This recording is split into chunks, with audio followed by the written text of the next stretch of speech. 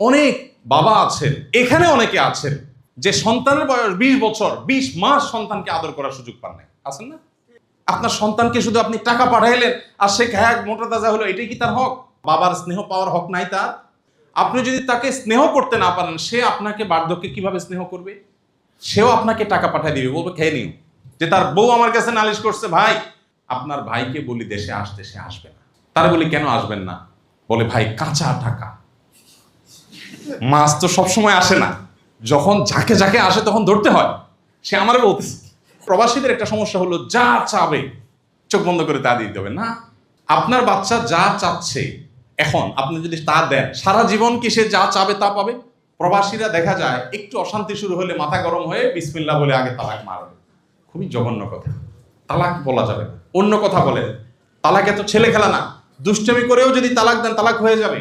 হালকা রাগ উঠছে দিয়ে দিচ্ছেন, রাগের মাথা তালাক হয় না মনে করে, তালাক কিন্তু হয়ে যাবে। আপনি না জেনে দিচ্ছেন তাও তালাক হয়ে যাবে, খুব ডেঞ্জারাস জিনিস। অন্য সব বলেন, তালাক বলা যাবে, খবরদার। এই একটা কথা আজকে এখান থেকে নিয়ে যান, কখনো বউকে তালাক দিছি দিব এসব কথা মুখ দিয়ে, তালাক শব্দ মুখ দিয়ে উচ্চারণ করবেন না। আসসালামু আলাইকুম ওয়া রাহমাতুল্লাহি ওয়া বারাকাতুহু। আপনারা সবাই ভালো আছেন? ইন্নাল হামদুলিল্লাহ ওয়াসসালাতু ওয়াসসালামু আলা রাসূলিল্লাহ ওয়া বা'দ। প্রিয় প্রবাসী ভাইরা, আল্লাহ রাব্বুল আলামিনের দরবারে লাখো কোটি শুকরিয়া আদায় করছি, কারণ আল্লাহ তাআলা এই চমৎকার একটি আয়োজন আপনাদের মাধ্যমে আমাদেরকে করবার সুযোগ করে দিয়েছেন। আপনাদের সবাইকে বিশেষভাবে ধন্যবাদ জানাচ্ছি। আসুন্নাহ ফাউন্ডেশনের আমন্ত্রণে আপনারা সাড়া দিয়ে এখানে একত্রিত হয়েছেন। আপনাদের জ্ঞাতার্থে জানিয়ে রাখি, প্রবাসীদের জন্য আয়োজিত আমাদের আজকের আয়োজন রেমিটেন্স যোদ্ধাদের গাইডলাইন কর্মশালা 2026। এই আয়োজনে আজকে এখানে উপস্থিত হয়েছেন 54টি জেলা থেকে আগত 46 দেশের প্রবাসী ভাইরা। আলহামদুলিল্লাহ, এখানে আপনারা প্রায় 450 বেশি প্রবাসী উপস্থিত আছেন। আর এই 450 প্রবাসীকে আমরা নির্বাচন করেছি 4600 বেশি আবেদন থেকে। আমাদের কাছে শারীরিকভাবে এই প্রোগ্রামে সরাসরি অংশগ্রহণ করবার জন্য আবেদন এসেছিল 4600 বেশি। সেখান থেকে আমরা মাত্র সুযোগ দিতে পেরেছি 450 বেশি মানুষকে, এবং এই মানুষগুলো সবাই বিভিন্ন দেশে প্রবাসে আছেন। 54টি জেলা থেকে আগত 46টি দেশের প্রবাসী ভাইরা এখানে আছেন, এবং আমরা অনলাইনে এটা প্রচার করছি, লাইভ চলছে।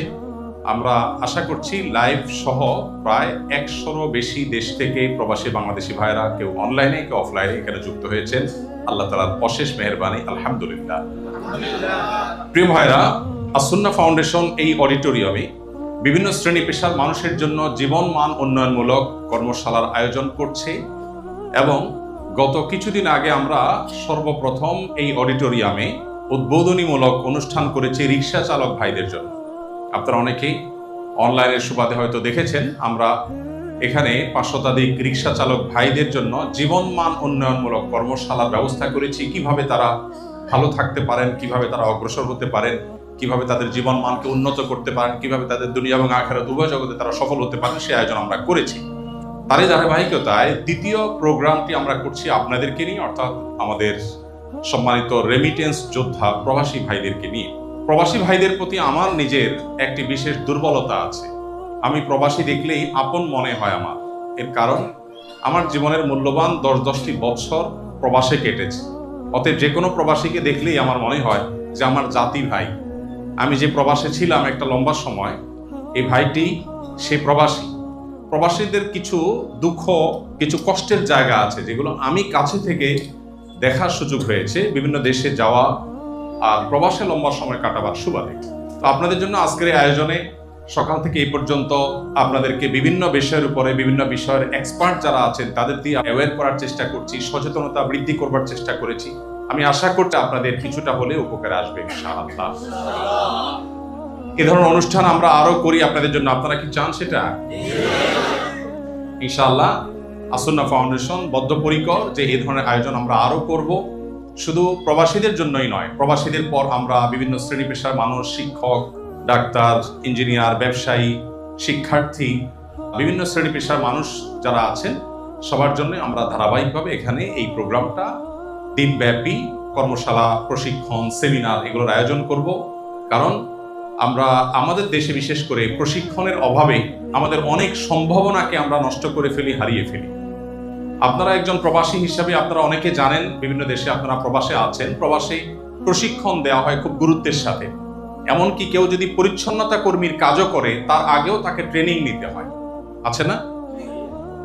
অথচ আমাদের দেশে দেখা যায় যে একজন ইলেকট্রিশিয়ান 10 বছর 15 বছর ধরে তিনি ইলেকট্রিশিয়ানের কাজ করছেন, কিন্তু জীবনে কোথাও তিনি ট্রেনিং নেননি। তিনি কোত্থেকে শিখেছেন কাজটা? ওস্তাদের কাছে। আমাদের দেশে ট্রেনিং এর নাম কি? ওস্তাদের কাছে। তো ওস্তাদের কাছে শেখার বাইরেও যে প্রত্যেকটা বিষয়, সংশ্লিষ্ট বিষয়ে বিশেষজ্ঞ এবং এক্সপার্টের কাছে হাতে কলমে একাডেমিক বিষয়গুলো, থিওরিক্যাল বিষয়গুলো শেখার আছে, এই ধারণাই আমাদের দেশে অনেক মানুষের মধ্যে খুব একটা নেই। তো As-Sunnah foundation, As-Sunnah skill development ইনস্টিটিউটের মাধ্যমে এবং এই অডিটোরিয়ামে জীবনমান উন্নয়নমূলক এই কর্মশালাগুলোর মাধ্যমে আমরা প্রত্যেকটা শ্রেণীর পেশার মানুষের স্কিল ডেভেলপমেন্ট এবং ট্রেনিং নেওয়া, প্রশিক্ষণ নেওয়া, যে কোনো বিষয়ে থিওরিক্যাল বিষয়গুলো শেখা, জানা এবং সেগুলো বাস্তব জীবনে প্রয়োগ করার ব্যাপারে আমরা গুরুত্ব আরোপ করছি। তারই ধারাবাহিকতা আজকের আয়োজন। তো আবারও আপনাদেরকে ধন্যবাদ জানাচ্ছি। 54টি জেলা থেকে এই কনকনে শীতের মধ্যে আমাদের এই অডিটোরিয়ামে আজকে আপনারা সমবেত হয়েছেন, এটি আমাদের জন্য অনেক বড় একটা আনন্দের কারণ। আল্লাহ তাআলা আপনাদেরকে সর্বোত্তম বিনিময় দান করুন। আজকের আয়োজনে যেভাবে আমরা সমবেত হয়েছি, আল্লাহ আমাদের সবাইকে জান্নাতুল ফিরদাউসে একইভাবে সমবেত হওয়ার তৌফিক দান করুন। প্রিয় প্রবাসী ভাইরা, আমি আমার মূল বক্তব্যে প্রবেশের আগে আরেকটি কথা আপনাদের সাথে শেয়ার করতে চাই। সেটা হলো, আপনারা ব্যক্তি আহমদুল্লাহ যে কয়টি ভালো কাজ দেখেন, এর বেশিরভাগ কাজ আমার শেখার সুযোগ হয়েছে প্রবাস থেকে। এই কথা আপনাদের সঙ্গে শেয়ার করার উদ্দেশ্য হলো, আপনারা সবাই এখনো প্রবাসে আছেন। প্রবাস জীবনকে আমরা অনেক হতাশার জীবন মনে করি। সন্দেহাতীতভাবে পরিবার নেই, পরিজন দূরে, আত্মীয় স্বজন দূরে, নিজের দেশের মাটির গন্ধ পাই না, এটা তো কষ্টের কারণ বটে। কিন্তু প্রবাস জীবনে আমাদের অপার সম্ভাবনার বিশাল দুয়ার ওপেন আছে, যেটা আমরা অনেক সময় খেয়াল করি না। আমি ড্রাইভিং শিখেছি প্রবাস থেকে, আমি কম্পিউটারের অনেক প্রোগ্রাম শিখেছি প্রবাস থেকে, অনলাইনে দাওয়াতি কাজ এটা আমি শিখেছি প্রবাস থেকে, ভিডিও এডিটিং আমি শিখেছি প্রবাস থেকে। আমি অনেক কিছু প্রবাস থেকে শিখেছি, যেটা হয়তো দেশে থাকলে আমার এত ভালো করে, এত সহজে শেখার সুযোগ হতো না। তো আপনারা যারা প্রবাসে আছেন, প্রবাস থেকে আপনার দুনিয়া এবং আখেরাতকে দারুণভাবে সাজাবার, গোছাবার, সাফল্যমণ্ডিত করবার অনেক সুযোগ আছে। আজকে বিভিন্ন সেশনের মাধ্যমে হয়তো আপনারা কিছুটা অনুভব করেছেন। আমি আপনাদেরকে আমার এই ভূমিকা বক্তব্যের শেষে এসে বলতে চাই, প্রবাস জীবনের অপার সম্ভাবনাকে কাজে লাগাবার চেষ্টা করুন। এরকম অবসর সময় আপনার জীবনে আরেকটা হয়তো আসবে না। আপনি দেশে চলে আসলে আজকে শালার বিয়ে, কালকে শ্বশুর মারা গেছেন, পরশু অমুকের দাওয়াত, প্রচুর এঙ্গেজমেন্ট আমাদের হয়ে যাবে। কিন্তু প্রবাসে আপনার কিন্তু সেই এঙ্গেজমেন্টটা নাই। বিপুল পরিমাণ সময় আমাদের হাতে থাকে। বেশিরভাগ প্রবাসী ভাইরা বা উল্লেখযোগ্য প্রবাসী ভাইরা টেলিভিশন স্ক্রিনের দিকে তাকিয়ে থেকে সারাদিন তথাকথিত দেশের নিউজ নিয়ে সারাদিন তিনি পড়ে থাকেন। এই টক শো দেখছেন, এই মিষ্টি শো দেখছেন, এই নিউজ দেখছেন, এই রিল দেখছেন, সারাদিন এই কাজ করেন। অথচ অবসর সময়ে, কাজের ফাঁকে আমি চাইলে একজন ভিনদেশী, যেমন আমার কথা আমি বলি, আমি কম্পিউটার বিষয়ে শিখেছি একজন ফিলিপিনোর কাছ থেকে, আমার একজন সহকর্মী, তার নাম ইদ্রিস। আমি গাড়ি শিখেছি আমার একজন সহকর্মী নেপালের, ওনার নাম রিয়াদুল হক। আমি অফিসিয়াল অনেক বিষয় শিখেছি ইয়েমেনি আমার কিছু সহকর্মী ছিল, তাদের কাছ থেকে। তো আপনারা যেখানে কাজ করেন, বিভিন্ন দেশে মানুষ আছেন আপনাদের সাথে, এক একজনের মধ্যে এক একটা দক্ষতা আছে। আপনি চাইলেও বাংলাদেশে এরকম দক্ষ মানুষের সান্নিধ্য হয়তো আপনি পাবেন না, তখন তার কাছ থেকে আপনি একটা জিনিস শিখে ফেলতে পারেন। এটা আপনার জীবনে ভ্যালু অ্যাড করবে ইনশাআল্লাহ। তো আমি আশা করব প্রবাস জীবনকে আমরা আমাদের জীবনের পরিবর্তনকারী একটি সময় হিসাবে গ্রহণ করব। আল্লাহ আমাদের সবাইকে তৌফিক দান করুন। আমার আলোচনার বিষয়বস্তু হলো পারিবারিক বিষয়। আমি বিভিন্ন বক্তব্যে, বিভিন্ন প্রোগ্রামে, বিভিন্ন আয়োজনে প্রবাসীদের মধ্যে পারিবারিক যে সমস্যাগুলো আছে সেগুলো নিয়ে কথা বলার চেষ্টা করেছি এবং তাদের সমস্যাগুলো আমি দেখেছি। তার আলোকে আমি আপনাদের সাথে কিছু কথা আরোজ করতে চাই। সর্বপ্রথম যে পয়েন্টটি বলতে চাই, পরিবার বলতে আমরা যা বুঝি সেটা শুধুমাত্র স্বামী স্ত্রীর মধ্যে তো আর সীমাবদ্ধ না। পরিবার বলতে আমাদের মা বাবা, আমাদের ভাই বোন, সবাই মিলেই তো আমাদের পরিবার, তাই না? তো আমাদের এই পরিবারের যে বিশাল গণ্ডি আছে, এই গণ্ডির মধ্যে সবচেয়ে বড় সমস্যার জায়গাটি হয় স্বামী স্ত্রী এবং সন্তান এদের মধ্যকার সমস্যা। বেশিরভাগ প্রবাসীদেরই সমস্যাটা এখানে বেশি। আবার অনেকের বাবা মা ভাই বোনের সাথেও সমস্যা তৈরি হয়, আমরা সেদিকেও যাবো ইনশাআল্লাহ। তবে তার আগে যে বিষয়টি আমি বলতে চাই সেটা হলো যে আপনি যদি মা বাবা ভাই বোনের পাশাপাশি বিয়ে শাদী করে বিদেশ যাওয়ার অথবা বিদেশ যে বিয়ে শাদী করার সিদ্ধান্ত নেন, সেক্ষেত্রে আমি বলবো যারা প্রবাস যাওয়ার পরিকল্পনা করছেন বা মাত্র প্রবাসে গেছেন, প্রবাস জীবনের জন্য সবচেয়ে আদর্শ সময় হলো বিয়ের আগে। বিয়ের আগে বিয়ে করে প্রবাসে যাওয়ার চাইতে প্রবাস জীবনের চ্যাপ্টার ক্লোজ করে তারপরে বিয়ে করা হলো সবচেয়ে বুদ্ধিমান। এখন যারা করে ফেলেছেন তাদের আর কি করা, তারা সেকেন্ড ট্রাই করবেন নাকি? খবরদার। হ্যাঁ, করা তো যায়, ওইটা মারধর খাওয়ার জন্য সেরকম ক্যাপাবল থাকতে হবে। তো সবার কি 4টা করার সামর্থ্য আছে? কারণ পিঠের চামড়া তো সবার একরকম না, যার যত মজবুত তার তত অ্যাবিলিটি। আচ্ছা, বিয়ের আগে প্রবাস জীবন শেষ করতে পারলে সবচেয়ে ভালো, কারণ বিয়ের পর স্ত্রীর হকের ব্যাপার থাকে। প্রবাসীদের পারিবারিক জীবনের অনেক সমস্যা একসাথে মিনিমাইজ করা সম্ভব শুধু এই একটা পলিসি অ্যাপ্লাই করা গেলে, অর্থাৎ বিয়ের আগে বিদেশ জীবন শেষ। আমাকে যখন সৌদি আরব থেকে ইসলামিক অ্যাফেয়ার্স মিনিস্ট্রির অধীনে ইসলামিক সেন্টারে কাজ করার জন্য যখন অফার করা হয়েছে, তখন আমি দেশে খুব টানা খেচা করে সংসার চালাচ্ছি, কষ্ট করে। ওই সময় যখন অফার আসলো, বেশ ভালো হ্যান্ডসাম স্যালারির অফার, আরো অনেক অফার, আমি তাদেরকে বলেছি এই অফার আমাকে শোনায় লাভ নাই, আমাকে এইটা বলো ফ্যামিলি নিয়ে থাকতে পারবো কিনা, ইয়েস অর নট। তখন তারা বলছে আইও না, হ্যাঁ অবশ্যই। তো পরে গেলাম, যাওয়ার পরে তখন 2009 সালে তত্ত্বাবধায়ক সরকার আসলো, দেশে যত অকারেন্স করার লোকজন আছে যখন দরপাক শুরু হয়েছে সব যায় সৌদি আরব উঠে যায়, সৌদি আরবে আকাম টাকাম করে ভিসা বন্ধ হয়ে গেছে। আমি গেছি, ভিসাও বন্ধ। তো গেলাম, বলো যে আল্লাহ মালিশ, তোমার ফ্যামিলি তো আর আনা যাবে না। কেন? বাংলাদেশ ভিসা বন্ধ হয়ে গেছে। আমি বললাম খালাস, আমিও মালিশ, তুমি মালিশ আমিও মালিশ। মানে মালিশ মানে সরি, অন্য দেশি ভাইরা বুঝেন না হয়তো। তুমি সরি আমিও সরি, তোমার এখানে আমি থাকতে পারলাম না। 3 মাস পর আমি বললাম যে আমি চলে যাব। তখন তারা বললো কেমন কথা? আমি ফ্যামিলি ছাড়া একদিনও থাকবো না, আমার ফ্যামিলির হক আছে আমার প্রতি, ডাল ভাত খাবো, দেশে থাকবো। যাই হোক, পরে তারা বললো যে ঠিক আছে। পরে আল্লাহ তাআলা বিভিন্নভাবে ব্যবস্থা করেছেন আমার ফ্যামিলি ভিসা। ওকে, ফ্যামিলি ভিসা যখন দিয়েছো 10 বছর থাকবো, 10 বছর ছিলাম, আর ফ্যামিলি ছাড়া আমি 10 দিনও থাকবো না। এই কথা এই জন্য বলা, যারা তরুণ অথবা আপনাদের ছেলেদেরকে অনেকে বিদেশ পাঠাবেন, ছোট ভাইকে বিদেশ পাঠাবেন, বিয়ে শাদী করার আগে বিদেশের পর্ব শেষ করতে পারলে স্ত্রীর অধিকারের ঝামেলা থাকে না, সন্তান লালন পালনের ঝামেলা, অনেক সমস্যা এগুলো থাকে না। এটা সবচেয়ে ভালো হয় যদি এই স্কোপটা থাকে। আর যদি এই স্কোপ না থাকে, তাহলে সেক্ষেত্রে আমরা চেষ্টা করব পরবর্তী অপশনে যাওয়ার। সেটা হলো প্রবাস থেকে কিভাবে আমরা পরিবার পরিচালনা করব। প্রবাস থেকে পরিবার পরিচালনা করার জন্য, পরিবারকে সঠিকভাবে পরিচালনা করবার জন্য আমাদের বেশ কিছু জিনিস লক্ষ্য করা দরকার। সব কিছুর আগে সেটি হলো আমাদের প্রায়োরিটি ঠিক করা দরকার। আমি আমার পরিবারকে দুধে ভাতে রাখার জন্য বিদেশ গিয়েছি, প্রবাসে পাড়ি জমিয়েছি, খুব ভালো কথা। আর এটা ভালো কাজও, কারণ নবী করিম সাল্লাল্লাহু আলাইহি সাল্লাম বলেছেন তুমি তোমার স্ত্রীর মুখে যে খাবারটা তুলে দিচ্ছ এটাও কি হয়? সাদাকার সওয়াব হয়। সো আপনি যে বিদেশে গিয়েছেন আপনার পরিবারের একটু সুখের জন্য, এর কারণ আপনি আল্লাহর কাছে কি পাবেন? সওয়াব পাবেন, সাদাকার সওয়াব পাবেন ইনশাআল্লাহ। কিন্তু পরিবার দুধে ভাতে থাকুক, এই চিন্তাটা আমরা যতটা করি তার চাইতে বেশি চিন্তা করা উচিত আমার পরিবার যেন জাহান্নামের আগুন থেকে রক্ষা পেতে পারে। এইটাতে যে লাভটা হবে সেটা হলো আপনি স্বয়ংক্রিয়ভাবে একটা আদর্শ পরিবার পেয়ে যাবেন।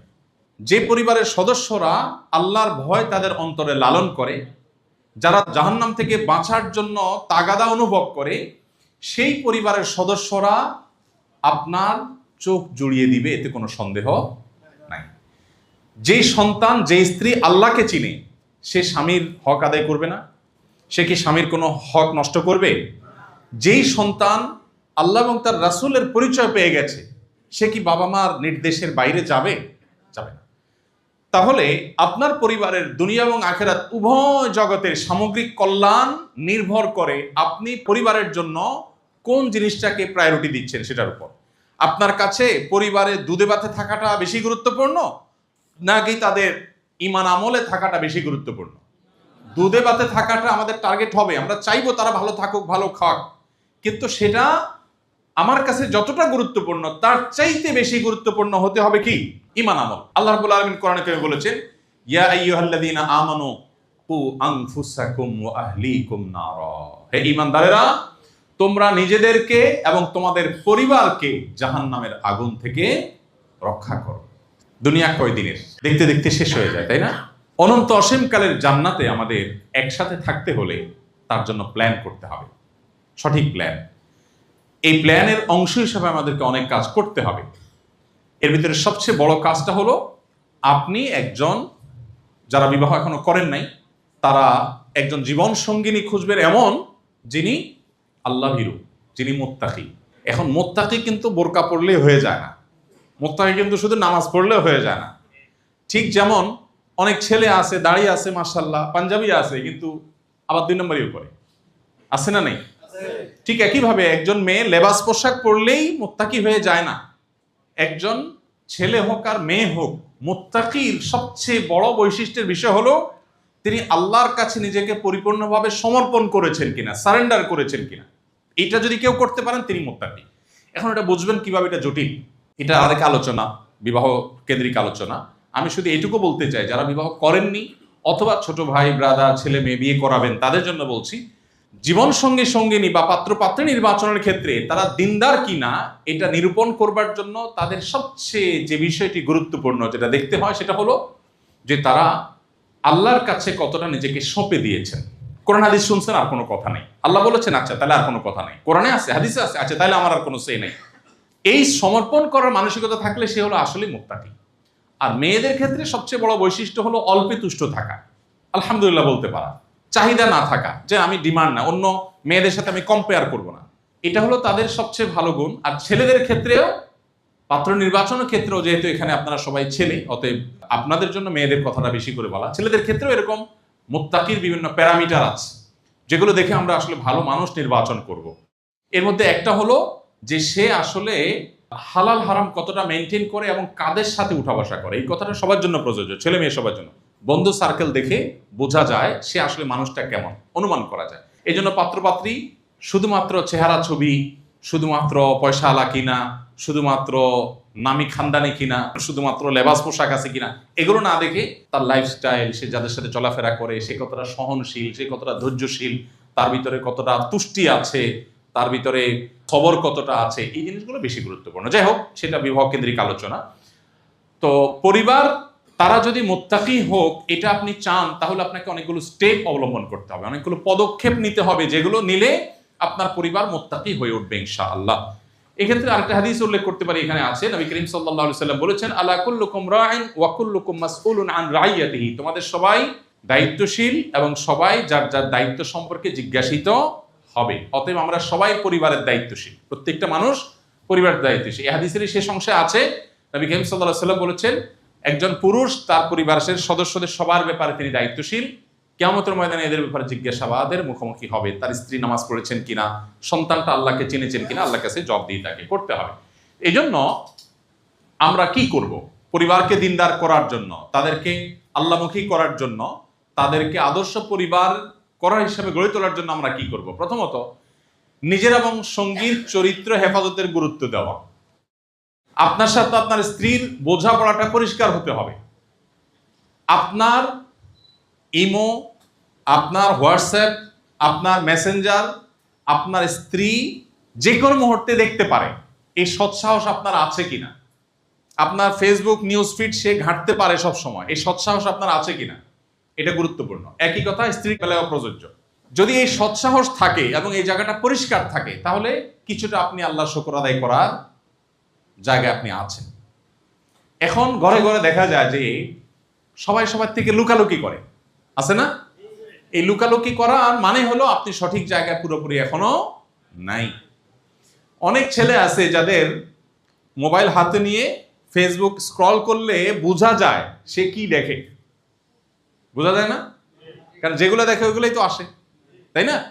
অনেক মা বাপ আছেন, শুধু প্রবাসী না, আমরা যারা দেশে আছি, একটা কমন রোগের কথা বলি, সেটা হলো আমরা সবাই চাই আমি সারাদিন মোবাইল টিপবো, আমার বাচ্চারা যেন মোবাইল না টিপে। আছে না নাই? আমি সারাদিন মোবাইলে পরনারী দেখব, ফিল্ম দেখব, রিলে মেয়েদের দেখব, ডান্স দেখব, হারাম জিনিসপত্র দেখব, বাট আমার বউটা হবে কাবে আবশ্রী। উনি কিছু দেখতে পারবে না। উনি একজন পুরুষের সাথে যদি মিষ্টি মিষ্টি গলায় কথা বলে, একটু উল্টাপাল্টা টাইপ আলোচনা করে, অথবা পুরুষের সাথে খুব সখ্যতা হয়, আমার চান্দিতে আগুন ধরে যাবে। বাট আমি কিন্তু ঠান্ডা মাথায় সারাদিন ফেসবুকে কি করব? একের পর এক হারাম জিনিস দেখবো এবং স্ক্রল করব। এই রূপটা আমাদের মধ্যে আছে না নাই? মনে রাখবেন, পরিবারের কথা এখন রাখেন সাইডে।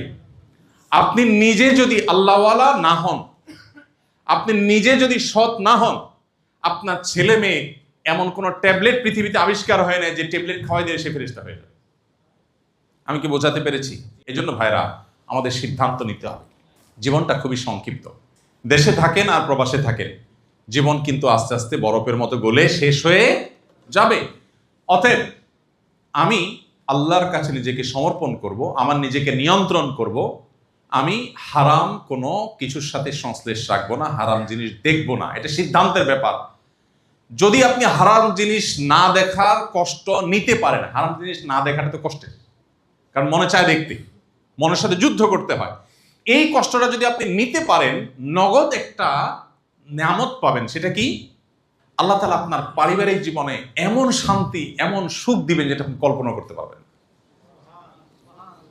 আর হারাম ভাবে যদি আপনার স্বাদ আপনি আস্বাদন করেন, আপনার চাহিদা আপনি নিবারণ করেন, তাহলে হালাল পথে আপনার চাহিদা নিবারণ করার নিয়ামত আল্লাহ আপনার থেকে বঞ্চিত করবেন, আপনি এটা নিয়ে নেবেন।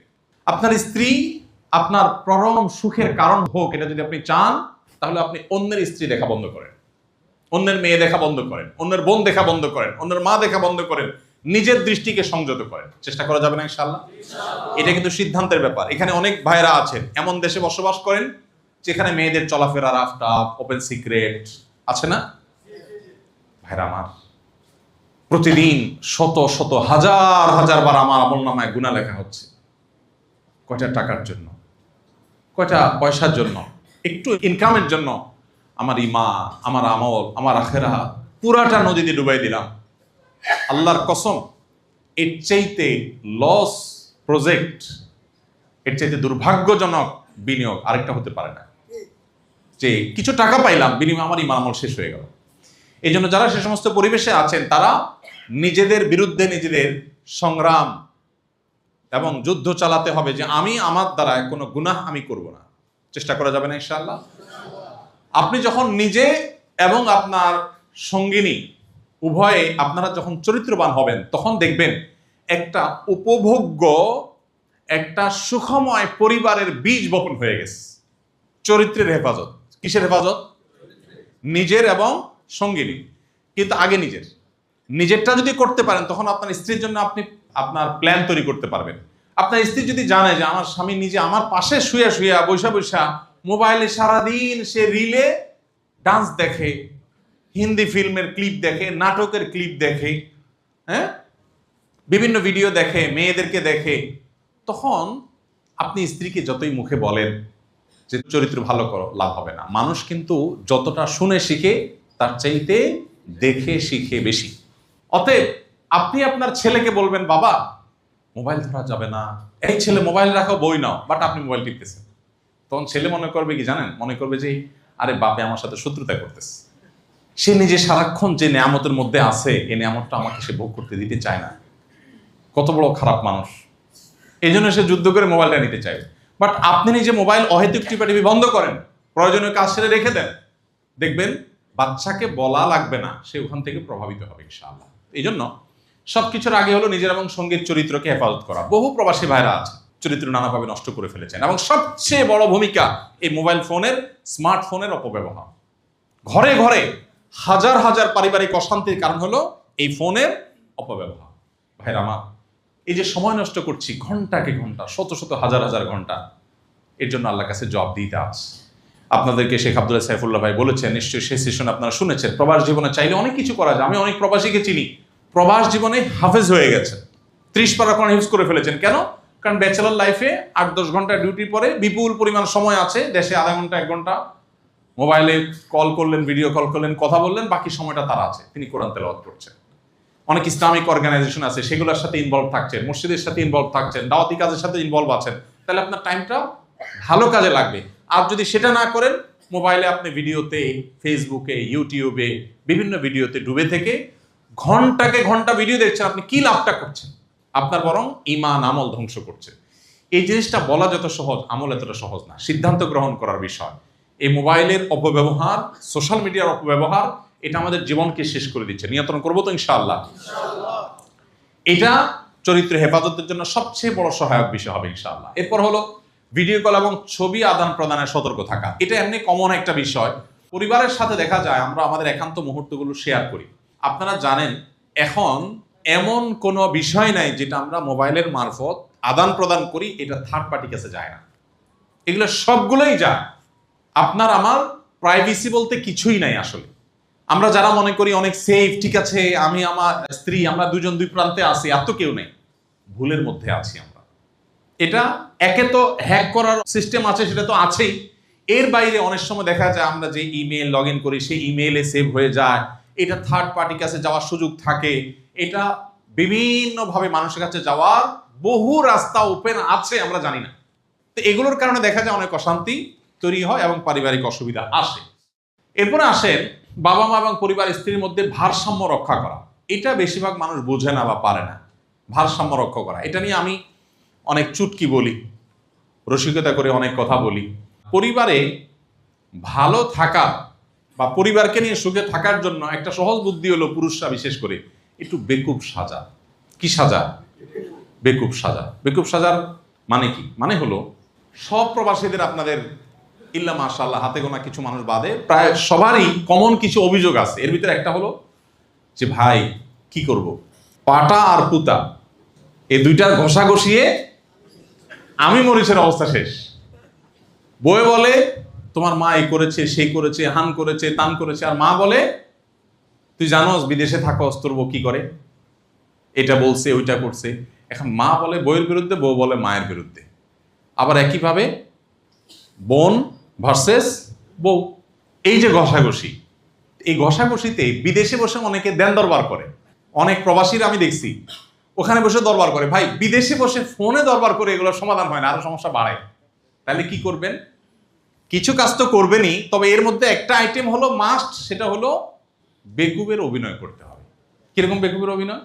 ধরেন, মানে একটু সহজ সরল হওয়ার অভিনয় আর কি। ধরেন আপনার স্ত্রী মায়ের বিরুদ্ধে যখন অভিযোগ করবে, তখন স্ত্রী বলবা আহা আমার মা এটা বলছে, সত্যি বলছে, সত্যি মানে মিথ্যা বলছি। তখন যদি আপনি বলেন যে দেখো কোরআন হাদিসে মা বাবার কিছু বলা জানা নিষেধ আছে, জন্মদাতা তারা, এটা যদি আজকে না হইতো, মা না হয়ে আজকে কেউ হইতো, তো তুমি দেখতে আজকে পারলাম না, আমি মা হয়েছে এই জন্য। আপনি বললেন যে স্ত্রী হিসাবে তোমার জন্য তো আমি জীবন দিয়ে ফেলতাম, এখন মা তো কিছু করতে পারতেছি না। তখন স্ত্রী বলবে যে আমার স্বামীটা আসলে মানুষটা ভালো, আমাকে মহব্বতে সে আকর্ষণ, বাট একটু বেকুব, কি করবে বুঝে উঠতে পারতেছে না। আবার একই অভিনয় আপনি যদি মায়ের সাথে করেন, মা যখন বলবে এই তোর বউ এটা করছে ওইটা করছে, তখন মারা যদি বলেন যে মা আল্লাহ রসুল কোনোদিন বউদের গায়ে হাত তোলে নেই, যদি অনুমতি দিতেন সকাল বিকাল আশ্রয়তাম। মারে বলার সময় তার বউ শুনতেছে না। আর এটা মীমাংসার খাতিরে, ঝগড়া মীমাংসা খাতিরে এতটুকু কৌশল, চালাকি, মিথ্যা জায়েজ আছে। মিথ্যা একটা ক্ষেত্রে জায়েজ, সেটা কোনটা? মীমাংসা। হ্যাঁ, মীমাংসার ক্ষেত্রে কিন্তু মিথ্যা জায়েজ। এখন এইরকম মিথ্যা, মিথ্যা আবার সব মিথ্যা না, যেটা বললে মীমাংসা হবে। এখন মা যদি শুনে যে ছেলে বলতেছে মা আজকে বউ না হইয়া কেউ হইতো, রসুল বউ পিটান নাই কোনোদিন, যদি পিটাইতেন বা অনুমতি দিতেন তো আজকে দেখতেন আপনি তুফান ছুটে ফেলাইতেন, কি আপনার সাথে এটা বলছে। তখন মাও বলবে কি পোলাটা আমার ভালো, আমারে মহব্বত ঠিকই করে, বাট একটু বেকুব, বুঝে না কি করবে। মা এবং বউ দুজন কথা শুনে ফেলছে, ভাই এই বুদ্ধি মহিলারা শুনে গেছে, ধরে ফেলবে, ঠিক আছে যে তুমি মৌলবীতে শিখে আসছো, এই তো অভিনয় করতেছো, তো আরেকটা অ্যাপ্লাই করবেন, আমি কি সব শিখে দিব নাকি? আমি একটা ধরাই দিলাম, বাকিগুলো আপনাকে আবিষ্কার করতে হবে। আচ্ছা না, এটা কিন্তু সিরিয়াস ইস্যু। অনেকে করে কি, মায়ের হইয়া বউয়ের কাছে যায় তুমি কি বললো আমার মারে, এত বড় সাহস তোমার। এবার ওখান থেকে এক দৌড়ানি গায়, তোমার মায়ের একজনের কথা শুনে বলছো, উনি কি বলছো তুমি জানো? এবার মায়ের কথাগুলো শোনার পরে মারে বলে, মা তুমি এগুলো বলছো? দৌড়ানি বইয়ের কাছেও খায়, মায়ের কাছেও খায়। এরপরে যা বলে সে হতাশ। এগুলো শুধু বেশিরভাগ ক্ষেত্রে বুদ্ধির অভাবে। তবে হ্যাঁ, পরিবার থেকে দীর্ঘদিন যখন দূরে থাকবেন এই সমস্যাগুলো হবেই হবে। অনেক প্রবাসী আছে যাদের জীবনের চাহিদার কোনো শেষ নেই। আমি যখন প্রবাসী ছিলাম আমার সাথে অনেক লোকজন ছিল, দেশ থেকে যখন যায়, বিশেষ করে মিডল ইস্টে বা ইউরোপে যারা যেখানে আছেন, দেশ থেকে যখন প্রথম যায় ছুটির পর, যাওয়ার সময় কান্নাকাটি, মন খারাপ, বউটারে রেখে যাচ্ছি, বাচ্চাটার জন্য কলিজা পড়তেছে, এয়ারপোর্টে যাওয়ার সময় চোখের পানি, সব অবস্থা খারাপ। যাওয়ার সময় বাচ্চারা মুছতে মুছতে বলে বউরে, শেষ, এইবার শেষ, আর আসবো না, এই ভিসাটা শেষ করি, আর বিদেশ ভাল লাগে না, ডাল খাই ভাত খাই, দেশে থাকবো। ওখানে যাওয়ার পরে যখন খেপসার গ্রাম পায়, রিয়াল, ডলার, ইউরো, কসকসা, তখন আস্তে আস্তে আবার মানসিকতা চেঞ্জ হয়ে যায়। এরপর আর আসে না। আমি এরকম বহু লোক দেখছি যে শুধু মরণটা বাকি রয়েছে, বাকিটা শুধু মরার জন্য দেশে এসে মরবে, এইটা শুধু বাকি রাখছে, আর সব বিদেশ শেষ। ভাইরা আমার, দুনিয়ার চাহিদার কোনো শেষ নেই। আপনি প্রবাসে থাকেন, কিন্তু একটা টার্গেট থাকতে হবে। আমি 10 বছর কাটানোর পর যখন আমি প্রবাস থেকে চলে আসি, আমার এই পেশায় যারা আছেন, আরো আলেমরা আছেন না সারা দেশে, তখন আমার অনেক সহকর্মীরা বলছে, পাগল নাকি, এত ফ্যাসিলিটিস, এত সুযোগ সুবিধা রেখে দেশে আসতে, দেশে এসে কি করবো, কিছু যায় না, একরকম অন্ধকার। আল্লাহর উপর ভরসা করে চলে আসলাম। ভাইরা আমার, অনেকে বছরকে বছর পরিবারের হক নষ্ট করে, অনেক বাবা আছেন, এখানে অনেকে আছেন যে সন্তানের বয়স 20 বছর, 20 মাস সন্তানকে আদর করার সুযোগ পান নাই। আছেন না? আপনার সন্তানকে শুধু আপনি টাকা পাঠাইলেন আর সে খায় মোটা তাজা হলো, এটাই কি তার হক? বাবার স্নেহ পাওয়ার হক নাই তার? আপনি যদি তাকে স্নেহ করতে না পারেন, সে আপনাকে বার্ধক্যে কিভাবে স্নেহ করবে? সেও আপনাকে টাকা পাঠিয়ে দিবে, বলবে খেয়ে নিও, কারণ আপনি বিদেশ থেকে টাকা পাঠিয়ে দিয়েছেন, খেয়ে নে। তো সে বুড়াকালে সেও কি করবে? টাকা পাঠিয়ে দিবে, খেয়ে নাও। কিন্তু আপনি যখন অনুভব করবেন টাকাটাই সবকিছু না, সন্তানের ভালোবাসাটা দরকার হয়। অনেক প্রবাসী আছেন 20 বছর 25 বছর প্রবাসে কাটিয়েছেন, স্ত্রীকে 6 মাসের জন্য সময় দিতে পারেননি। খুবই দুর্ভাগ্যজনক বাস্তবতা। আপনি বলবেন ভাই দেনা শোধ করতে পারে না, এটা না এটা না। কিছু লোক আছেন অনেক ক্রাইসিসে আছেন, তবে বেশিরভাগ মানুষের হলো লোভ এবং দুনিয়ার চাহিদার কোনো শেষ নাই। আমি এমন প্রবাসীও চিনি যে তার বউ আমার কাছে নালিশ করছে, ভাই আপনার ভাইকে বলি দেশে আসতে, সে আসবে না। তার বলি কেন আসবেন না? বলে ভাই কাঁচা টাকা, মাছ তো সবসময় আসে না, যখন যাকে যাকে আসে তখন ধরতে হয়। সে আমারে বলতেছে মাছ তো সবসময় আসে না, যখন আসে মাছ দেখলে জাল নামারে কেমনে যায় মানুষ, আমার তো মাছ আসতেছে। তাই বললাম মাছ কি করবেন? মাছ খাওয়ার জন্য চুলা লাগবে না, রান্না লাগবে না, পাতিল লাগবে না, শুধু মাছ ধরলেই হবে। আরে ভাই সারা জীবন কামাই করবেন, ভোগটা কখন করবেন? ফ্যামিলির সাথে না থাকলে ভোগটা পূর্ণাঙ্গতা পায়। এই জন্য বলছি, ফ্যামিলিকে ছাড়া বিদেশ করলে এর জন্য একটা পরিকল্পনা আপনার থাকতে হবে। আমি এত বছর এই টার্গেট পূরণ করবো, ইনশাল্লাহ এরপর আর করবো না। প্রথম যায় বলে কি মায়া মায়া, প্রথম নতুন, একদম নতুন যখন যায়, প্রথম কয়েক মাস দেখি মন টন খারাপ, কি হয়েছে ভাই? ভাই নতুন আসছি তো ভালো লাগে না, যাক আসছি যেহেতু ভিসা দেনা টানা করে ভিসা নিছি, তো ভিসার টাকাটা শোধ করলে ভাই আমি আর থাকবো না। ভিসার টাকাটা শোধ হয়ে গেলে এরপরে কি ভাই আপনি না চলে গেলেন না যে? ভাই ওই যে ঘরটাতে করতে পারি না, একটু ঘরটা ধরবো একটু। আচ্ছা ঘর করলেন, ঘর করলো, হ্যাঁ ভাই ঘর তো হয়ে গেছে। এবার বলে ভাই ওই যে বাজার একটা দোকান না নিলে দেশে যায় কি করে খাবো, একটা দোকান নেওয়ার চিন্তা করতেছি, বাজার একটা জমি রাখার চেষ্টা করতেছি। এরপরে ওইটা রাখছে, হ্যাঁ ভাই এরপর ভাই একটু ঢাকায় একটা ফ্ল্যাটে শেয়ারে বুকিং দিয়ে ফেলছি ভাই, এখন কি করবো? তো এরপরে বলে ভাই ওই যে ছোট ভাইটারে আনতে হবে, তো এরপরে মেয়েটার বিয়ে দিতে হবে, এরপর নাতিটারে পড়াইতে হবে, এরপরে মালাকুল মউত এসে বলে তোমার টাইম তো শেষ।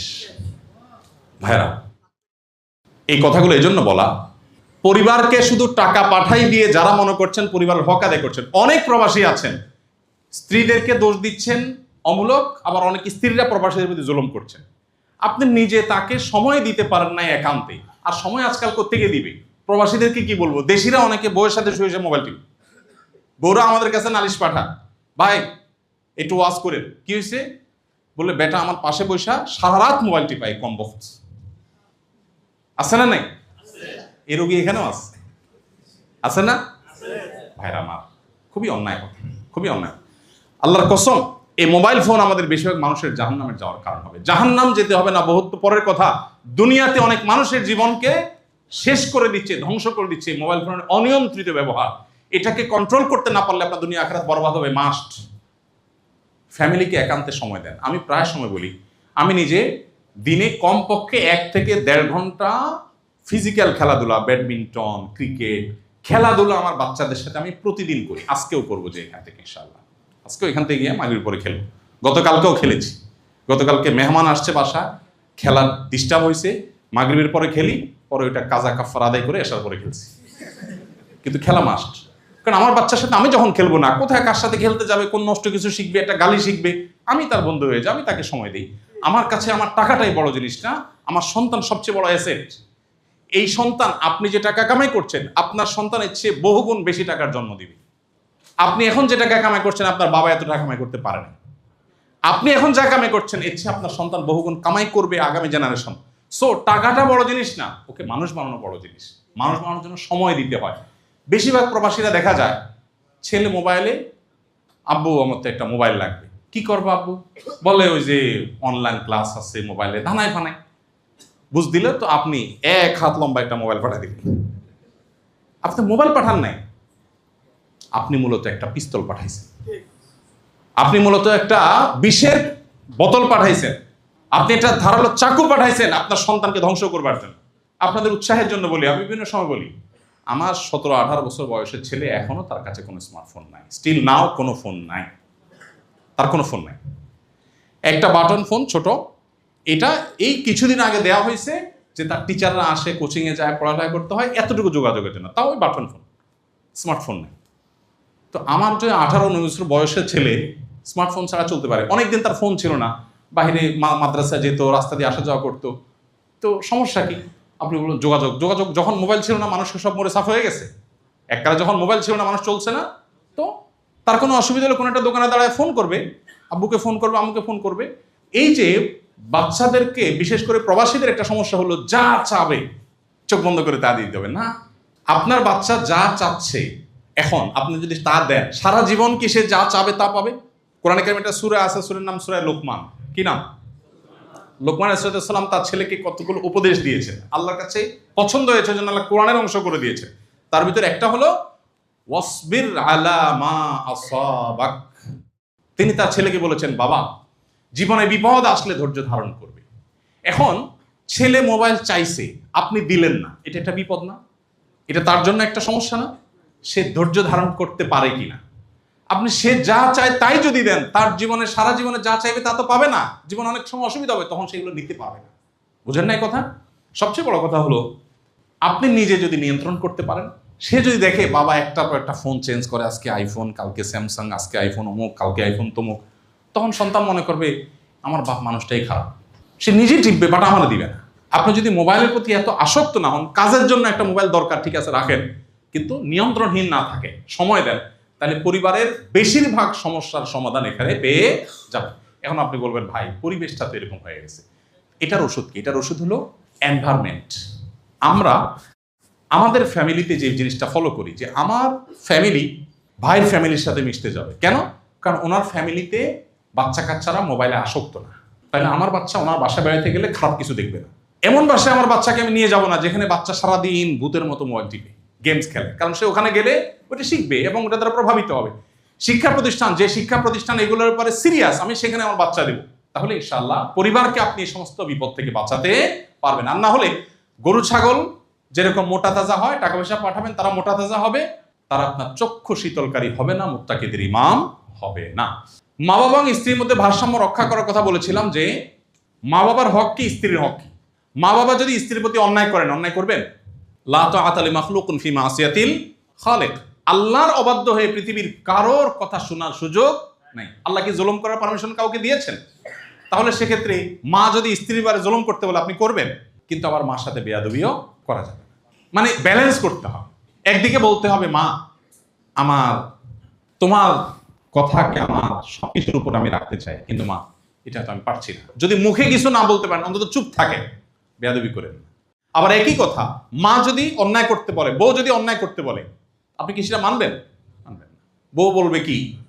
বলেন, প্রবাসীদের কমন কথা কি বলে বলেন তো ভাই বোন সম্পর্কে? আলাদা হওয়ার কথা। আর কি বলে বলেন দেখি, বলেন দু একজনে। জ্বালায় মরতেছে।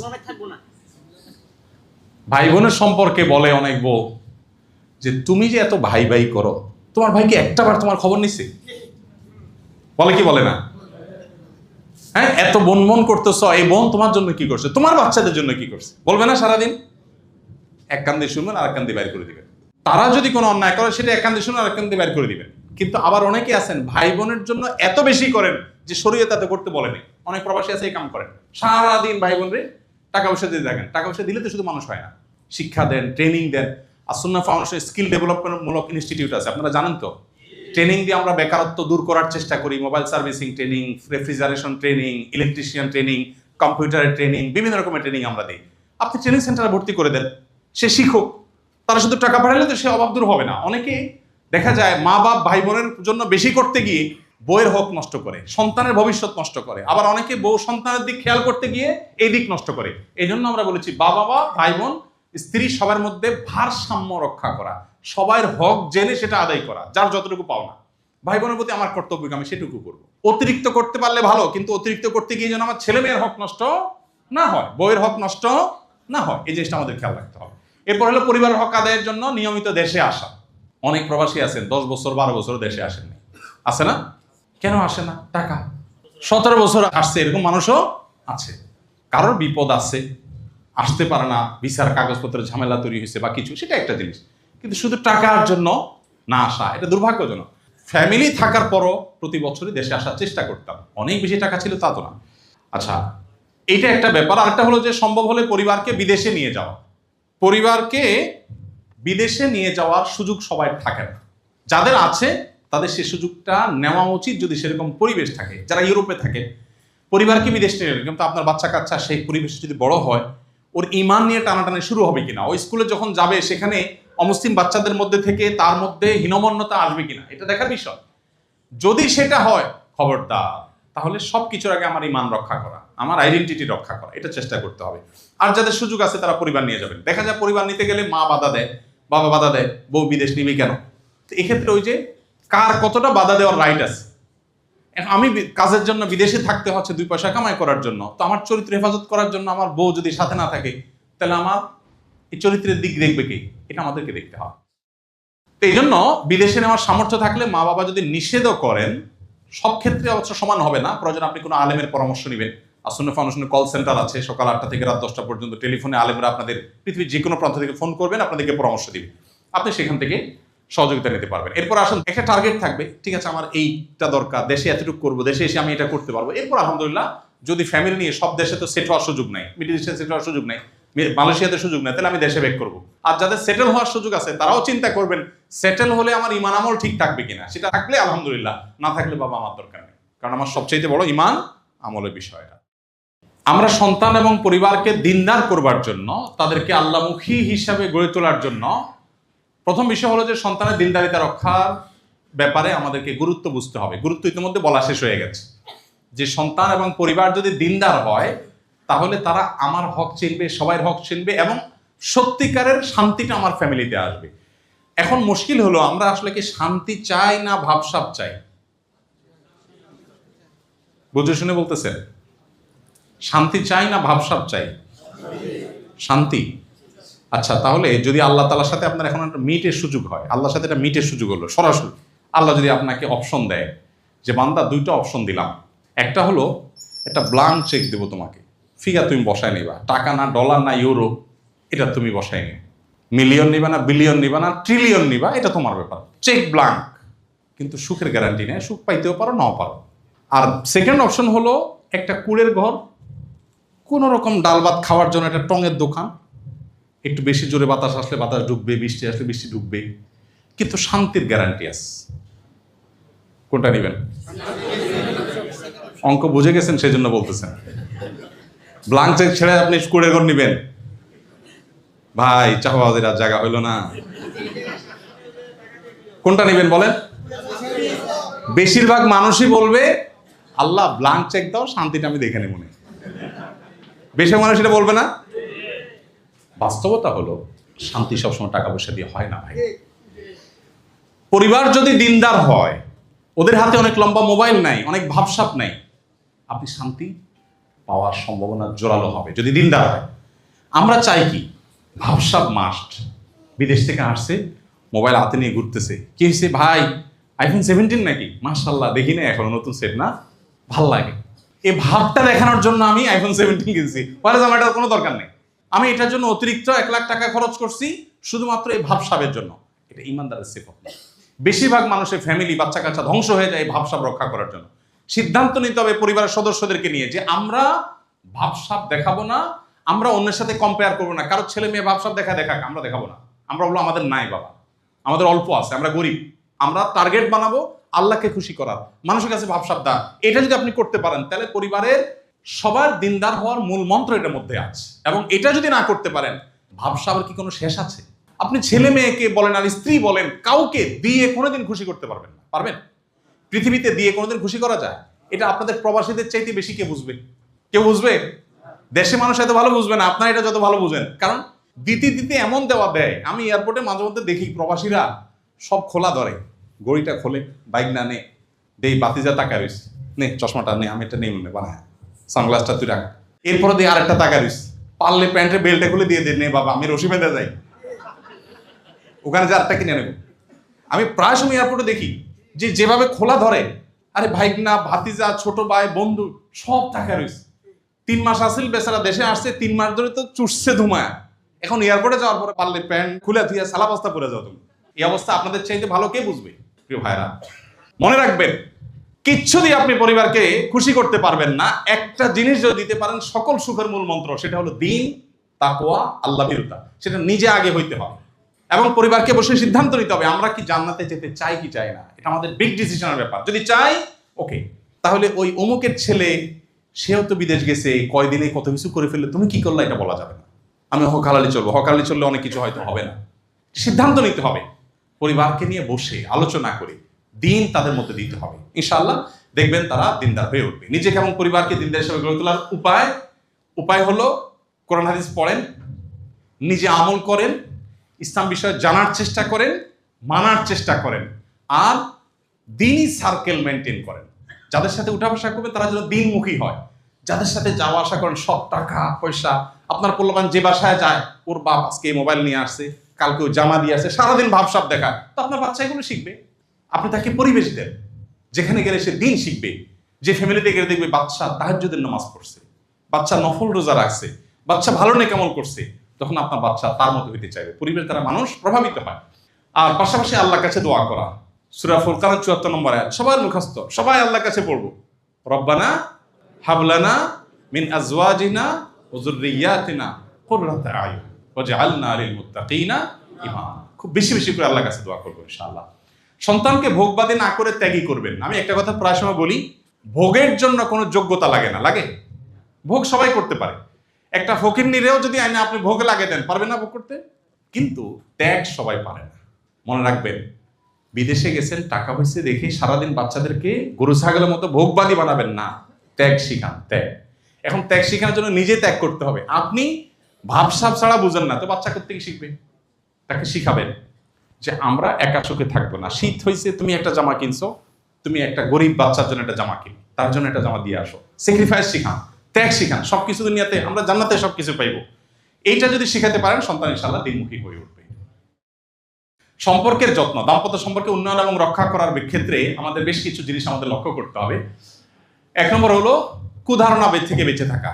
অনেক প্রবাসীরা আছেন বা দেশে যারা আছেন, কমন সমস্যা সেটা হলো অহেতুক বোর সম্পর্কে কুধারণা করে। বিদেশে আছে, মায়ে কান পড়া দেয়, বোনে কান পড়া দেয়, বা নিজের মনে মনে ওয়াসওয়াসা হয়, না জানি বউ আমার তলে তলে কি করতেছে। একটা হলো যে প্রমাণ আছে, সেটা এক জিনিস। অহেতুক সন্দেহ করা এটা হারাম, এটা অনেকে করে। এবং মেয়েদের ক্ষেত্রে একই জিনিস হয়। এটা কবিরা গুনাহ, এটা আমাদেরকে খেয়াল রাখতে হবে। সময় কম, আমি শুধু বলে যাচ্ছি। এক্ষেত্রে স্ত্রীর সাথে উত্তর ব্যবহার করা, স্ত্রীর পরিবারকে সম্মান করা, দাম্পত্য সুখের জন্য এটা খুব জরুরি। অনেক ছেলে আছেন শ্বশুর বাড়ি থেকে আশা করেন, নিজের যৌতুকের বিরুদ্ধে বলেন, আবার আশা করেন, আবার আশা পূরণ না হলে বউরে খোঁচাখুচি করেন। আছেন না নাই? ঝগড়াঝাটি মানুষের অংশ। বউয়ের সাথে আমি ঝগড়া করব না, ঝগড়ার অভ্যাস থাকলে তো কলিগের সাথেও করব, আর যদি নিয়ন্ত্রণ করার থাকে তাহলে সব জায়গায় করব। তো যেটা বলতেছিলাম যে বেশিরভাগ সংসারে অশান্তি হয় কেন জানেন?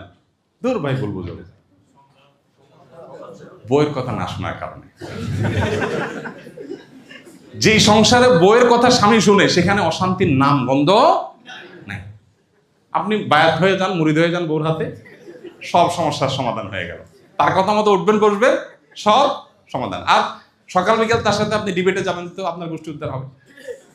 এই জন্য আর কিছু না হোক, স্ত্রীর সব কথা তো আবার শোনাও যাবে না। অন্যায় কথা শোনা যাবে?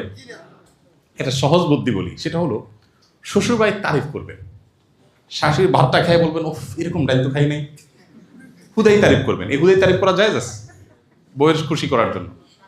শাশুড়ি না থাকলে মিয়া সব শিখাই দিতে হবে, আজব কথা। শালার তারিফ করবেন, শ্যালিকের তারিফ করলে আবার ভেজাল আছে। শালার বউয়ের তারিফ করবেন, অন্যান্য তারিফ। শ্বশুরবাড়ির তারিফের আইটেমের অভাব আছে? শুনেন, মেয়েরা আসলে অনেক কিছু চায় না, একটু স্বীকৃতি চায়। একটা মেয়ে সারা জীবনের জন্য চলে আসে আপনার কাছে, সহজ বিষয় না। যা কাজ করে শুধু এটার বিনিময় দিলে তো মাসে 10,000 করে বেতন পাওয়ার কথা। কয় টাকা দিয়েছেন এই পর্যন্ত? অবশ্য আপনাদের প্রবাসীদের কথা ভিন্ন, আপনারা তো সবই দিয়ে দিচ্ছেন, বিদেশ থেকে সবই পাঠিয়ে দিচ্ছেন আপনারা। তো যাই হোক, স্ত্রীর ত্রুটি বিচ্যুতি ক্ষমা করে দেওয়া, এটা স্ত্রীদের জন্য প্রযোজ্য। হার্ট হয়ে থাকবেন না। অনেক প্রবাসী আছে হার্ট হয়ে থাকে। আমি সৌদিতে যখন ছিলাম দাম্মামে, এক বাংলাদেশিকে দেখলাম, তখন নেটে এত ইয়ে ছিল না। দেখি কার্ড কিনে আনছে দোকান থেকে, আয়না বসছে, বুড়া কতক্ষণ কথা বললো, 10 রিয়ালে কার্ড ঢুকাইছে, কতক্ষণ পরে শেষ, দেশে কথা বলছে, আবার আরেকটা কিনে আনছে। তো আমি বললাম, ভাই ঝগড়ার ইনিংস ঘোষণা করেন। 10 রিয়ালের একটা কার্ড শেষ হয়ে গেছে, বলেন ঠিক আছে আমরা ইনিংস ঘোষণা করলাম, আজকের জন্য শেষ, এটা টেস্ট ম্যাচ, সেকেন্ড ইনিংস কালকে সেম টাইম। তাহলে কি হবে, এই 24 ঘন্টার মধ্যে ঝগড়ার যে দোনোজনেরই চলে আসবে। এরপরে কথা বললে দেখবেন যে কথা আসবে কি লাইনে কথা, তখন দেখবেন কথা আসবে, আচ্ছা যা হয়েছে হয়েছে, এখন সমাধানের কথা বলো। আর যদি তখন বলেন না এটার বিহিত এখনই করতে হবে, তো মাঝখান দিয়ে মোবাইল ফোন কোম্পানির লাভ হবে। বুঝে আসছে কথা ভাইরা আমার? এই জন্য স্ত্রীদের বেশি কিছু চায় না, একটু স্বীকৃতি আর দোষ কম ধরা। দোষ কম ধরা। মাতৃজাতি মেয়েরা আল্লাহ তাআলা এমনভাবে সৃষ্টি করেছেন, একটু পানপট্টি দিয়ে খুন করাও সম্ভব। একটু পানপট্টি দিলে যদি বলেন যে শুয়ে পড়ো, জবাই করবো, রাজি হয়ে যাবে। শুধু কি লাগবে? একটু প্রশংসা। অথচ এইটুকু করতে অনেক পুরুষ কার্পণ্য করে। আর প্রবাসে থাকেন, টাকা পয়সা দিয়ে দিয়েছেন বুঝলাম, আসলটাই তো দেন। সঙ্গ, অন্য 10টা স্ত্রী যেটা পায় সেটা তো সে পায় নাই। সো আপনার এই ফিলটা থাকতে হবে যে আমি আমার স্ত্রীকে টাকা পয়সা দিছি, কিন্তু একটা জায়গায় সে আমার কাছে আরো পাওনা আছে। যাই হোক, অনেকে গালিগালাজ করেন, এগুলো না করা, খারাপ ধারণা না করা, তার সাথে পরামর্শ করা। সে যদি কখনো কষ্ট দেয়, একটু ঠান্ডা মাথায়, যখন ঠান্ডা মাজাজ হবে তখন তারা বুঝান যে তোমার কিটা বলা ঠিক হয়েছে, আমি তো কষ্ট পাইছি। একটু ট্যাকফুলি দেখলে জিনিসগুলো সমাধান করা সম্ভব হয়। ছোটখাটো ভুল হলে সেগুলো এড়ানো, সব ভুল ধরে পারা যায় না। তারপরে আপনার মুখ খারাপ না করা। অনেকে আছে মুখ খারাপ করেন, অনেকে আছেন এই বদভ্যাস আছেন। দূরে থেকে সন্তান, পরিবার পরিজনের সাথে সম্পর্ক রক্ষার গুরুত্ব আমাদের হাতে একেবারে সময় নেই। সুন্দরভাবে না বলতে শিখা, মানে অনেক অন্যায় বলবে, অন্যায় কথা বলবে, সেগুলো না বলতে শিখবে। আপনি সবকিছু হ্যাঁ বলবেন না। আবার গণহারে না বলতে পারাটা একটা আর্ট আছে। ডাইরেক্ট না বুঝায় শুনে না বলতে পারা, এটা একটা গুরুত্বপূর্ণ ব্যাপার। আবেগ নিয়ন্ত্রণ করা, সবসময় আবেগী হয়ে সবকিছু করা যাবে না। যেটা এতক্ষণ বললাম সেটাই শো অফ না করা। মানে আমরা সিদ্ধান্ত নেব যে আমরা ভাবসাব ধরবো না, কারোর সাথে কম্পিটিশন ধরবো না, তাহলে দেখবেন অর্ধেক অশান্তি দূর হয়ে যাবে। সর্বশেষ একটা গুরুত্বপূর্ণ বিষয় আপনাদেরকে বলি, সেটা হলো ঘরে ঘরে একটা অশান্তি আছে, সেটা হলো জিন এবং দুষ্ট জিনের উপদ্রব এবং ব্ল্যাক ম্যাজিকের সমস্যা, যেটা আমরা বুঝি না। স্পিরিচুয়াল সমস্যা, আধ্যাত্মিক ভেতরগত সমস্যা আমাদের শেষ করে দিচ্ছে। হঠাৎ স্বামী স্ত্রী অশান্তি, কোনো কারণ নেই। দুজন বুঝেন যে কেন আমি রাগ হয়ে যাচ্ছি, অহেতুকি চেতে যাচ্ছি, অহেতুক রাগারাগি করে ফেলতেছি। আসলে কাহিনী করতেছে কে? শয়তান। এখানে দেখা যায় অনেক সময় আপোষের তাবিজ করে আত্মীয় স্বজনে ধ্বংস করে, অনেক সময় শয়তান, অনেক সময় নানাভাবে নিজেরা শয়তানের জালেবন্দী হয়ে যায়। এই সমস্যা নাই এমন একজন মানুষও পাওয়া সম্ভব না। নবী করিম সাল্লাল্লাহু আলাইহি ওয়াসাল্লাম বলেছেন, তোমাদের সবার সাথে শয়তান আছে যে তোমাদেরকে ক্ষতি করার চেষ্টা করে। অতএব সবার সাথে যেহেতু আছে, সবাইকে ক্ষতি করার চেষ্টা করে। উপায় কি? রুকিয়া। অনেক ফ্যামিলিতে আছে বাচ্চা কাচ্চা অস্বাভাবিক নষ্ট হয়ে গেছে। বিশেষ করে প্রবাস জীবন থেকে আমরা বাচ্চাদের অনেক অ্যাক্টিভিটিস দেখে আমরা অনেকে খুব বেশি হতাশ হয়ে যাই। বাচ্চাদের প্যারেন্টিং নিয়ে আমাদের কথা বলার সময় আজকে একেবারেই নাই, সেটা আমরা অন্য কোনো সময় ইনশাআল্লাহ বলবো। বা আপনারা অন্য কোনোভাবে জেনে নেবেন। বাচ্চাদের লালন পালনের ক্ষেত্রে একটা তো হলো তাদের চাহিদাকে নিয়ন্ত্রণ করা, সব চাহিদা পূরণ না করা। দ্বিতীয়ত হলো তাদেরকে ভালো পরিবেশ দেওয়া, হ্যাঁ। তৃতীয়ত তাদের জন্য দোয়া করা। চতুর্থ হলো তাদেরকে সঙ্গ দেওয়া, সময় দেওয়া, সেরকম শিক্ষা প্রতিষ্ঠান নির্বাচন করা। এর পাশাপাশি তারা যেন শয়তান থেকে পানাত পায়, এজন্য স্ত্রী সহবাসের সময় নবী সাল্লাল্লাহু আলাইহি ওয়াসাল্লাম দোয়া শিক্ষা দিয়েছেন না?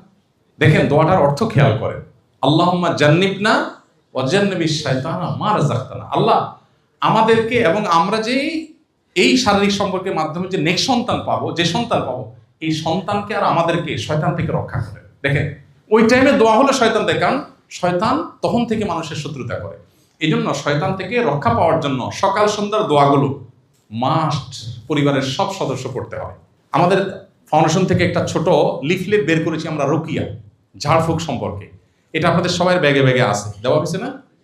সবার ব্যাগে আছে। এটার অনলাইনে সফট কপি পাবেন, আমার ওয়েবসাইটে গেলে ahmadullah.info, সেখানে সফট কপি পাবেন, ওটা ডাউনলোড করে নিতে পারেন। এখানে কিছু গাইডলাইন দেওয়া আছে, আমি আর সেগুলো এখন বলে সময় নষ্ট করলাম না, ওইটা দেখে নেবেন, ওইগুলো ফলো করবেন বাসা বাড়িতে। ইনশাআল্লাহ দেখবেন অনেক অশান্তি এমনিতে শেষ হয়ে গেছে, সমাধান হয়ে গেছে। এই রুকিয়া এখন ঘরে ঘরে নাই। কোরআন তেলাওয়াত উঠে গেছে, অনেক ঘরে তেলাওয়াত হয় কিন্তু আস্তে আস্তে হয়। কোরআন তেলাওয়াত শয়তান দূর করে। আপনি নগদ আল্লাহর কুদরত দেখতে চাইলে কোরআন তেলাওয়াত করলে দেখবেন আপনি আল্লাহ তাআলার কুদরত দেখতে পাচ্ছেন, বিশেষ করে শয়তান বিতাড়ন করার ক্ষেত্রে। এই কোরআন তেলাওয়াতটা একটু উচ্চ স্বরে করা বাসা বাড়িতে, তাহলে শয়তান দূর হয়। এখন দেখা যায় আমরা অনেকে পড়ি না, আর পড়লেও নীরবে চুপচাপ পড়ি। এই জিনিসটা আমাদের ভয়ঙ্কর সমস্যা তৈরি করেছে। এই জন্য রুকিয়া শরঈয়া বা শরঈ ঝাড়ফুঁক এটা আমাদের করতে হবে। আমি এটা নিয়ে আর এই কথাগুলো বলতে যাচ্ছি না, কারণ সেম কথাগুলো আপনাদের যে লিফলেট দেওয়া আছে সেই লিফলেটের মধ্যে আছে, সেই লিফলেটটা আপনারা করবেন। সকাল সন্ধ্যার দোয়া জিকিরের বই আমাদের আপনাদের কাছে আছে, এখানে কি দেওয়া হয়েছে? সবাইকে দেওয়া হয়েছে, এই বইটা আপনাদের কাছে আছে, আপনারা এটা ফলো করবেন। এটার অনলাইন ভার্সন আছে, যাদের ছেলে মেয়ে ইংলিশ মিডিয়ামের পড়ে অথবা ইউরোপে আমেরিকা থাকে, ইংলিশ ছাড়া বোঝে না, তাদের জন্য এই একই বইয়ের ইংলিশও আমরা করেছি, ইংলিশ অনুবাদও আছে, নিচে চাইলে নিয়ে যেতে পারবেন। আর বেশি করে কিনে নিয়ে মানুষকে ডিস্ট্রিবিউশন করলেন এবং বন্টন করলেন। পরিবার সম্পর্কে বইটা কি দেওয়া আছে? নতুন বইটা মাশাআল্লাহ, আমাদের একটা ছোট্ট চটি বই আছে, এই বইটা সবাই পড়বেন, স্বামী স্ত্রী দুজন পড়বেন। এই বইটা পরিবার বাঁচাবার জন্য। পারিবারিক কলহের কারণে অনেকে বিবাদে লিপ্ত হন, ঝামেলা যান, তালাকে চলে যান। খবরদার, প্রবাসীরা দেখা যায় একটু অশান্তি শুরু হলে মাথা গরম হয়ে বিসমিল্লাহ বলে আগে তালাক মারবে। খুবই জঘন্য কথা, তালাক বলা যাবে না। অন্য কথা বলেন, তালাকে তো ছেলে খেলা না, দুষ্টামি করেও যদি তালাক দেন তালাক হয়ে যাবে। হালকা রাগ উঠছে দিয়ে দিচ্ছেন, রাগের মাথা তালাক হয় না মনে করে, তালাক কিন্তু হয়ে যাবে। আপনি না জেনে দিচ্ছেন তাও তালাক হয়ে যাবে, খুব ডেঞ্জারাস জিনিস। অন্য সব বলেন, তালাক বলা যাবে, খবরদার। এই একটা কথা আজকে এখান থেকে নিয়ে যান, কখনো বউকে তালাক দিছি দিব এইসব কথা মুখ দিয়ে, তালাক শব্দ মুখ দিয়ে উচ্চারণ করবেন না। এবং একই কথা বোনদেরকে আমি বলতে চাই, অনেক মেয়েরা আছে কিছু হইলে ব্যাগটা গোছায়, আছে না? কিছু পোলাপান আছে ছোট লোকই করে, বন্ধুর সাথে একটু সমস্যা হয়েছে তোমার সাথে কাটটি, সকাল বিকাল কাটটি, আছে না? ঠিক মহিলা আছে বাপের বাড়ি চলে যাবো, ছেলে কিছু আছে স্বামীর বাড়ি চলে যাবে। এগুলো জুলুম, এগুলো করা যাবে না। একটা সুখী পরিবারের জন্য অনেকগুলো বিষয় দরকার। এখানে কিছু বিষয় আমরা টাচ করার চেষ্টা করেছি, এর বাইরে আরো অনেক বিষয় আছে। এই সব বিষয়গুলো আমাদেরকে আমলে আনতে হবে। প্রবাস জীবনে আল্লাহ তাআলা আমাদের সবাইকে পারিবারিকভাবে সুখী, সমৃদ্ধ এবং আল্লাহর প্রিয় পাত্র হওয়ার তৌফিক দান করুন। আপনার পরিবারটাকে যদি আপনি সুন্দর করে গড়ে নেন, আল্লাহ ভীরু বানান, মুত্তাকিদের ইমাম বানান, আপনার পরিবারটা দারুণ উপভোগ্য হবে। আপনার কারি টাকা না থাকুক, সন্তানটা আল্লাহকে চিনে, স্ত্রী আল্লাহকে চিনে, আপনি আল্লাহকে চিনেন, 5 ওয়াক্ত নামাজ পড়েন, হালাল হারাম মেনটেন করেন, হারামের ধারে কাছেও যান না।